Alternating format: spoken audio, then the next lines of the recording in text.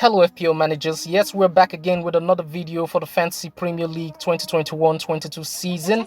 It's been a while since we did a video. It's the international break, so I decided to take a couple of days off, but I'm back, and on this video we're going to be talking about our game week 12 to 15 watch list. It's just a group of players that we're really considering bringing into our teams between game week 12 and 15. By the way, don't forget to subscribe to the channel and please drop a like on the video. It's the only way the YouTube algorithm knows that we even exist. So help a brother out and subscribe and like this video. Really appreciate it. Let's get straight into business. So before we get into our watch list, I'm gonna go through how well we did in game week 11. It's gonna be a quick rundown. This is exactly how we set up for game week 11 with Mankilo, our transfer for game week 11 on the bench, because we needed the funds that we were going to use for the game week 12 transfer of Jota to Son. So we had to downgrade Laporte to Mankilo, kept him on the bench. And funny enough, he didn't even play the game for Newcastle in game week 11. But this is how our team eventually ended up, with Mendy in goal, just the 2 points. Trent got the goal and assist, 12 points for us. A clean sheet again for Livramento. He's been racking them up. He's like the best 4.0 million defender from the beginning of the season. Duffy started very well, but since Livramento has taken over, White did so well against Watford. He got 2 bonus points, clean sheets against Watford. Raphinha got us a goal in his game. That would be 9 points against Leicester. Gray just 3 points. He had a 0-0 scoreline against Spurs. Jota didn't get us any goal. I was so disappointed in him because he started the game because of Firmino's injury, but as soon as he was taken off, Origi, who came in for him, scored, and very disappointed with that. But Salah had an assist. He was our captain, of course. That doubled up to 10 points. Vardy, Antonio, and Jimenez only got us appearance points. So in total, that got us 58 points. That wasn't enough to get us a green arrow, but it was a small enough red arrow for us not to be too bothered about it.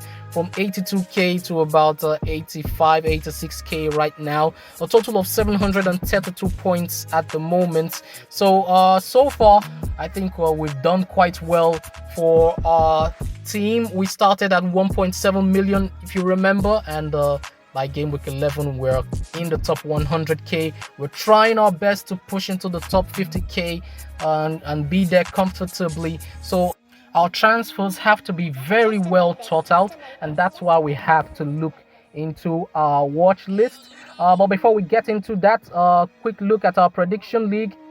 Very quick look, because none of them brought us points. Aubameyang, Jota, Mendy, Cucurella, none of them got us points, so we're still stuck on 17 points and dropped to 6th place on the prediction league table. If you remember, we had the game week 8 to 12 transfer strategy, and this will perfectly round that up with Heung-min Son coming in. He's still on our watch list. He's the first one up. He scored 4 goals and 2 assists so far with 24 shots and created 18 chances. With Conte coming in for Spurs, you're expecting that Spurs assets are going to be doing quite well, at least for the next few game weeks, due to the new manager bounce. But that hasn't happened just yet. They won their Europa Conference League game 3-2, so it wasn't too impressive. They've drawn to Everton, so they're yet to get a win in the Premier League. We're hoping that with Leeds at home, they're going to do just that.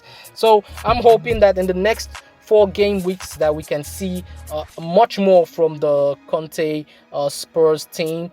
They face Leeds, and then they go away to Burnley, then at home to Brentford, then a home game against Norwich. So that's a good set of fixtures, and if you want, you could also double up with Spurs defender, but we decided to go with Son, not just because he's easily achievable for our team, but also because he's the best Spurs attacking asset. So he's gonna come in for us in game week 12, and in game week 13 we'll be thinking about taking out Edward Mendy and bringing in Aaron Ramsdale. Mendy is going to be going out, not because he's been a bad asset for us. He's been the most nailed on Chelsea defensive asset, and so far he brought us all the clean sheets, and not so much with saves and bonus points, but at least the clean sheets were guaranteed, and he was guaranteed starts. So that's why we went with Mendy as a Chelsea defensive asset. But with Aaron Ramsdale coming up, he seems to be doing very well.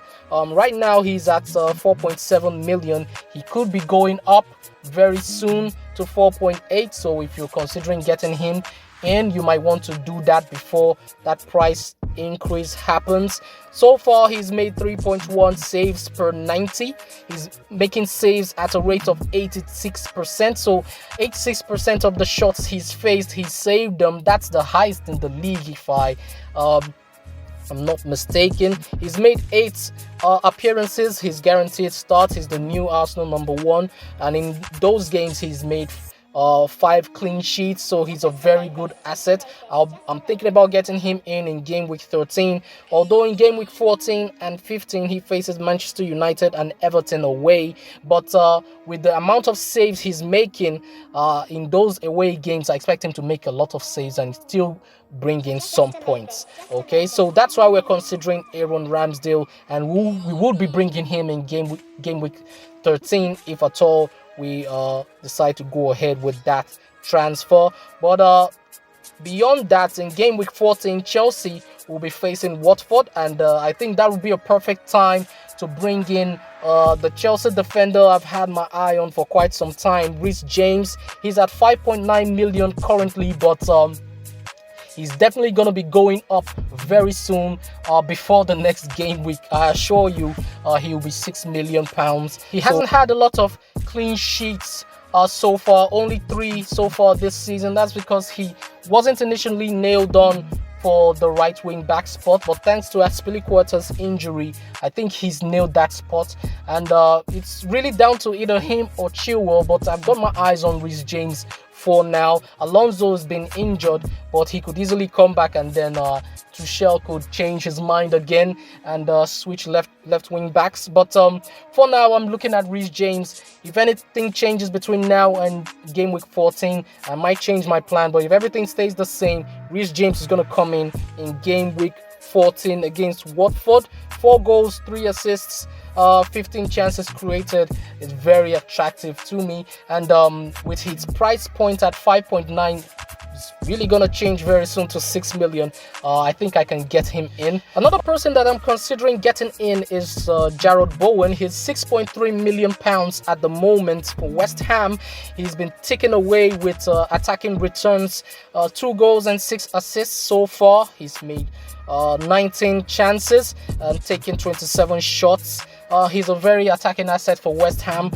His fixture schedule isn't so attractive. I don't know exactly when I can bring him in. He's got Wolves in game week 12, and then he goes away to Manchester City. He's got Brighton at home in game week 14, and then Chelsea at home in game week 15. So these aren't attractive fixtures per se, but he's been doing so well so far this season that he may be someone that we would want to bring in before his price starts going up again. So I don't know exactly when I'm gonna bring him in, but he's an asset that I'm really considering strongly. He may come in for a hit, probably not between now and game week 15, but maybe in game week 16 I can get him in. Another player that I want to bring in is Emile Smith-Rowe. He's been doing quite well. He was 5.4 million just a few weeks ago, and now he's 5.8 and moving towards 5.9.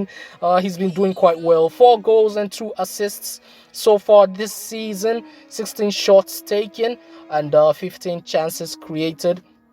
I'll be bringing him in game week 13 if I want him. He's got that home fixture against Newcastle. But the games after that, just like with Aaron Ramsdale, Manchester United away and Everton away, they don't look too good. But I expect that with the Newcastle at home fixture, he can do something for us. So those are 5 players that I really like, that I have on my watch list. But I might be taking a hit between game week 12 and 15, and if I do, it's because I'll be wanting to bring in someone like an Adam Armstrong. He's got a very good fixture in game week 12. He's facing Norwich in game week 12. His fixtures after that aren't exactly amazing. He's got Liverpool and then Leicester and then Brighton. But if I'm to bring him in at all, it has to be in game week 12 when he faces Norwich. And if I decide that isn't worth the hit, then the hit might come in game week 14 when Newcastle are at home to Norwich, and in that case I will be bringing in Callum Wilson, who scored 4 goals so far this season. He's made 15 shots, created 3 chances. He's another one who has a new manager.